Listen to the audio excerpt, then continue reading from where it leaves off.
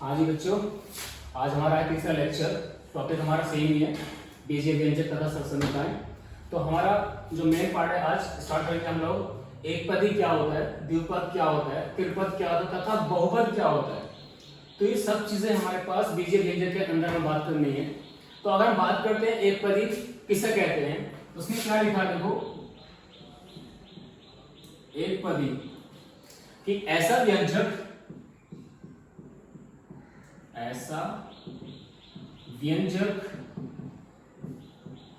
जिसमें केवल एक पद होता है। ठीक है, जिसमें केवल एक पद होता है,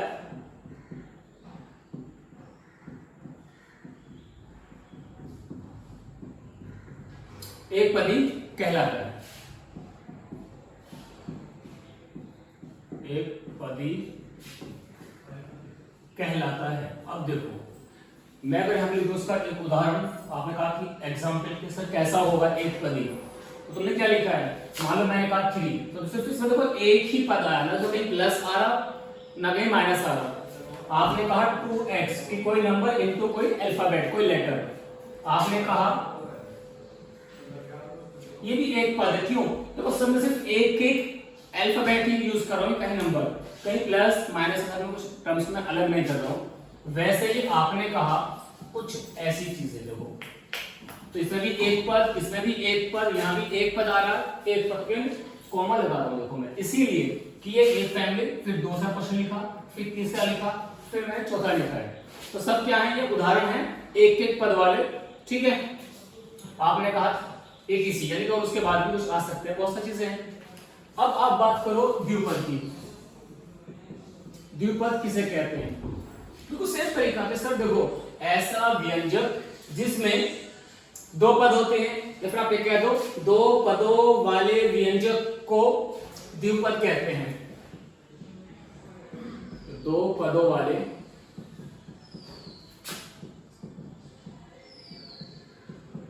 व्यंजक को द्विपद कहते हैं। इसका अगर आप एग्जाम्पल की बात करोगे कि जिसमें सिर्फ दो पद आएंगे, देखो मैंने कहा 2 - 3x, तो देखो यहाँ पे एक नंबर ही आया, दूसरी फैमिली ही आई, बीच में आ गया माइनस, तो यहाँ पे देखो दो पद आ गए, पहला पद और दूसरा पद। आपने कहा इस टाइप से, देखो यहाँ पे मेरे पास दो पद आ रहे हैं, 3x⁵ - 4x⁵50। ठीक है, फिर आपने कहा कि सर मान लो एक कुछ और अच्छा सा ले लो, एग्जांपल में लिख लो, तुम्हारी मर्जी है। तुमने कहा a + bx, मतलब क्या हुआ, ये भी दो पद है, इसके अंदर भी a और ये है b × x, तो मेरे पास से दो पद आ गए। वैसे हम बात करेंगे त्रिपद की, कि जिसमें तीन पद होते हैं। त्रिपद, तीन पदों वाले व्यंजक त्रिपद कहलाते हैं, या तीन पदों वाले व्यंजक को त्रिपद कहते हैं। तीन पदों वाले व्यंजक को त्रिपद कहते हैं। इसका चलिए आप एग्जांपल देखो, जिसमें तीन पद आ जाए, वो आपकी मर्जी, आप क्या देखते हो। देखो ये मेरे पास आ गया तीन पद, ये पहला पद आया, ये दूसरा आया और ये तीसरा पद आ गया। क्यों? देखो यहाँ पे प्लस निशान है, देखो यहाँ तो आ रहा माइनस, तो दो नंबर को इसने अलग कर दिया, यहाँ पे इसमें प्लस, तो इन दो को अलग करा, तो 1 2 3 आ गए इसके अंदर। आपने कहा कि दूसरा एग्जांपल सर, तो देखो ये ऐसा मान लो आप, क्यों भाई, पहला मैंने कहा a यानी कि सम नंबर, फिर b × x कोई दूसरा नंबर, c × x², यहाँ मेरे पास तीन पद आ गए, जिसमें a b और c 0 नहीं है। ठीक है, आपने कुछ ऐसा मान लिया जो आपको थोड़ा सा अच्छा रहेगा, देख लो 4x⁵2 - 3x+7, तो ये तीन पद आ रहे हैं, यहाँ पे भी तीन पद आ रहे हैं, 1 2 3 1 2 3 1 2 3। तो इस शब्दों को मैंने सब मैंने एक चर में लिखे, यहाँ पे मैंने x यूज करा, यहाँ पे मैंने x लिखा, यहाँ पे मैंने x लिखा। तुम्हारा मन करे तुम दो चर भी शामिल कर सकते हो, तीन चर भी शामिल कर सकते हो, वो आपकी मर्जी है। जैसे मैंने आपको ये बोल दिया तीन चर लिए मैंने, ए बी एंड सी, यहाँ पर तीन नंबर डिफरेंट है, एक ए आया फिर बी आया फिर सी आ रहा है, तो यहाँ पे भी तीन चर आ गए मेरे पास। तो आपके पास एक चर में भी सवाल चल सकता है, दो में भी हो सकता है और तीन में भी आ सकता है, तो वो क्वेश्चन की चॉइस होगी, ठीक है। तो आपको डरना नहीं है कि यहाँ पे तो आपने एक में लिया है, यहाँ पे आपने तीन चर मान लिए ए बी सी, तो ऐसा कुछ है नहीं कि आपको एक में काम करना है, दो में काम करना है, आपके पास बहुत सारे चर भी हो सकते हैं, ठीक है। तो देखो हमारे पास तीनों की कहानी पूरी हो गई। अब लास्ट बहुपद क्या होता है, इसने क्या लिखा है, जिसके अंदर तीन से ज्यादा पद होंगे उसको हम बहुपद कहते हैं। उसमें भी फिर एक शर्त आ जाती है जब बहुपद का नाम आ गया, ठीक है। इसको हम लिखते हैं इंग्लिश में, आप देख लो, पॉलिनोमियल।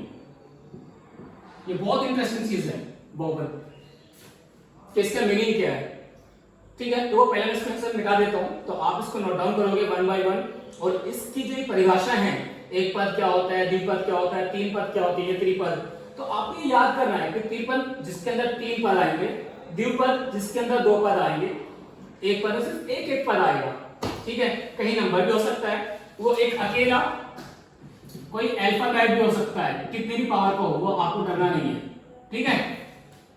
या फिर alphabet into some numeric number, कोई संख्या भी हो सकती है उससे पहले, उसका गुणांक, वो प्लस में आए या माइनस भी हो सकता है। आपने कुछ ऐसा बोल दिया मेरे से, तब भी एक ही बात आएगा, ठीक है। अब देखो ये आप लिख लो, और अब इसको देखो मिटा देता हूं, फिर हम बात करते हैं बहुपद का मीनिंग क्या है, ठीक है। चलो अब हम बात करते हैं बहुपद किसे कहते हैं।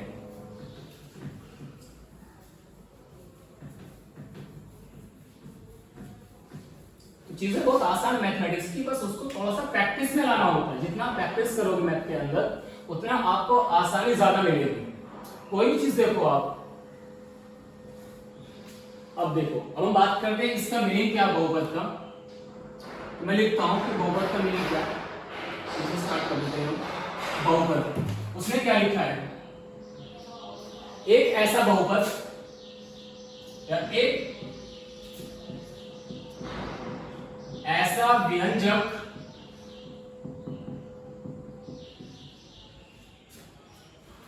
जिसको हम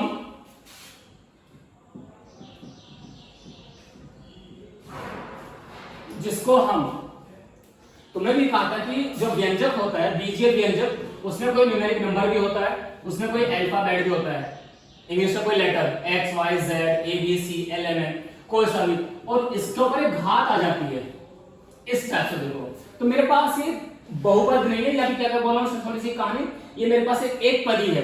द्विपद होगा तो आप उसकी कहानी को कुछ ऐसा लिख सकते हो।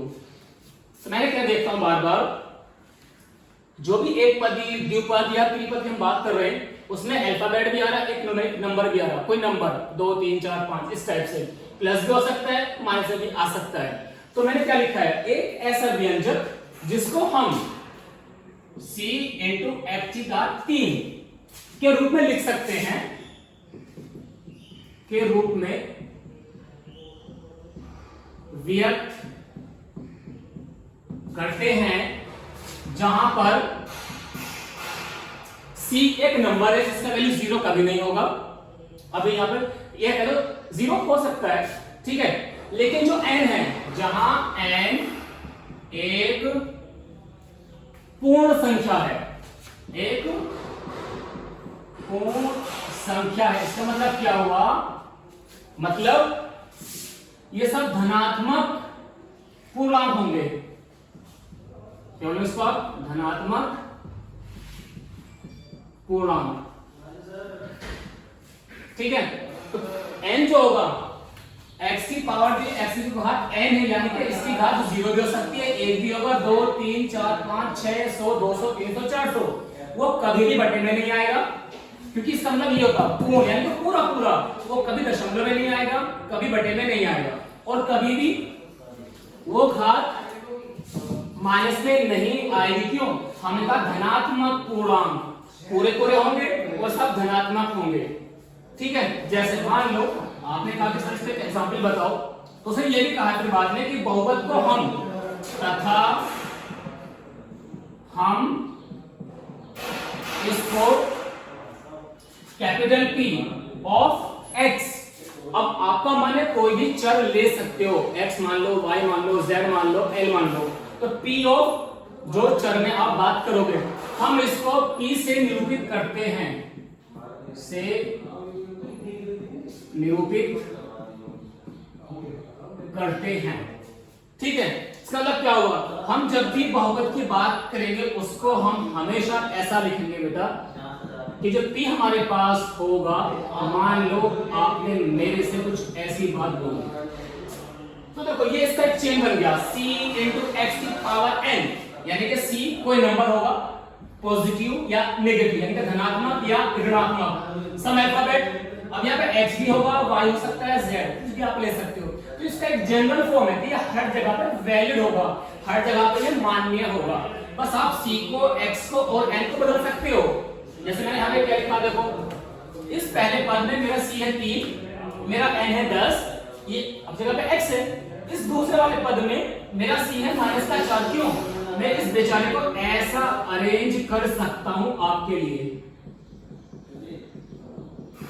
ठीक है, ये मेरा पहला c आया, ये दूसरा c आया, ये तीसरा c आ रहा है। ये मेरा x का यहाँ पे 10 आ रहा है, देखो बिल्कुल प्लस में लिखा मैंने पावर, यहाँ पे 5 है, देखो प्लस में लिखा है, यहाँ मैंने 2 लिखा है, इसका मतलब है पॉलिनोमियल। ठीक है, तो इसकी छोटी सी कहानी है, इसकी जो घात होंगी वो हमेशा धनात्मक में आप लेके चलोगे, लेकिन कैसे धनात्मक? पूर्ण संख्या के रूप में, 3 4 5 6 7। ठीक है, अब इसमें चीज आती है समान तथा असमान पद। समान तथा असमान पद, इसका मतलब क्या होता है? मुझे नेक्स्ट स्टेप आता है। समान पद आप उसको कहोगे जिसमें अल्फाबेट की सेम अल्फाबेट होगा और सेम घात होंगी। वो नंबर्स जो उसके गुणांक होंगे वो बदल सकते हैं। कैसा? देखो आपने कहा सर एक है 2x, मैंने कहा कोई बात नहीं बेटा एक है 3x, तो मैंने क्या लिखा है, ये सब मेरे पास है समान पद। क्यों? देखो अल्फाबेट और यहाँ पे भी अल्फाबेट दोनों में x आया, ये नंबर बदल सकते हैं, प्लस का 2 है या माइनस का 3 है। तो हमें जो गुणांक है, न्यूमेरिक कोएफिशिएंट, संख्यात्मक गुणांक से मतलब नहीं है, आपको अल्फाबेट की बात करनी है। जो चर राशि है वो एक जैसे होंगे और उनका घात भी सेम होगा। तो मैंने कहा समान पद, आपने कहा